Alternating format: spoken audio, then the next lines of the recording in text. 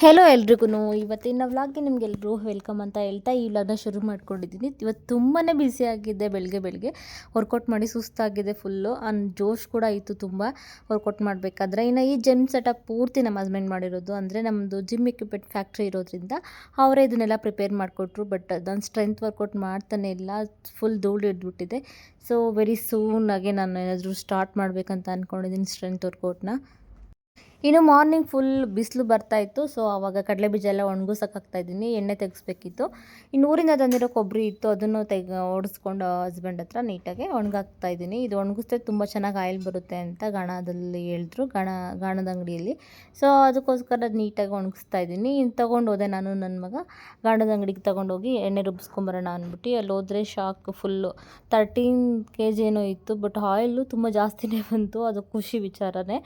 7 litre ಬಂತು oil. ಈ process ನೋಡ್ತಿದ್ರೆ ಖುಷಿ ಆಗ್ತಿದೆ. ಒಂದು 20 ಮಿನಿಟ್ಸ್ ಏನೋ ಹಿಡೀತು ಅಂತ ಅನಿಸುತ್ತೆ ಇದನ್ನು ತೆಗೆಸೋ ಅಷ್ಟರಲ್ಲಿ. ಬಟ್ ಪ್ಯೂರ್ ಆಯಿಲ್ ತಿಂತೀವಲ್ಲ, ಅದೊಂದು ಖುಷಿ ಇದೆ. ಪಾಮ್ ಆಯಿಲ್ ತಿಂತಾ ಇಲ್ಲ. 3 ವರ್ಷ ಆಯ್ತು ಅನಿಸುತ್ತೆ ಯೂಸ್ ಮಾಡೋಕ್ಕೆ ಶುರು ಮಾಡಿ. ಹೆಲ್ತ್ ಬೆನಿಫಿಟ್ಸ್ ತುಂಬ ಇದೆ. ಗ್ರೌಂಡ್ನಟ್ ಆಯಿಲ್ನ ಯೂಸ್ ಮಾಡೋದು ಮತ್ತು ಕೊಬ್ಬರಿ ಎಣ್ಣೆ ಯೂಸ್ ಮಾಡೋದು. ಸೊ ಅದಕ್ಕೋಸ್ಕರ ಇದಕ್ಕೆ ಅಡಿಕ್ಟ್ ಆಗಿದ್ದೀವಿ ಇವಾಗ. ಸ್ವಲ್ಪ ಯೋಚನೆ ಇಲ್ಲ. ಇನ್ನು ಹಸ್ಬೆಂಡ್ಗೆ ತುಂಬ ಲೇಟ್ ಆಗಿದ್ದರಿಂದ ಅವ್ರಿಗೆ ಸಿಂಪಲ್ಲಾಗಿ ಗಂಜಿ ಮಾಡಿಕೊಟ್ಬಿಟ್ಟೆ, ಕುಡ್ಬಿಟ್ಟು ಹೋಗ್ಲಿ ಅಂತ. ಹೆಣ್ಮಕ್ಳಿಗೋಸ್ಕರ ಪನ್ನೀರ್ ಮತ್ತು ಚಪಾತಿ ಮಾಡಿದೆ. ಇದಾಗಿತ್ತು ಇವತ್ತಿನ ವ್ಲಾಗ್. ಬಾಯ್ ಬಾಯ್, ಟೇಕ್ ಕೇರ್.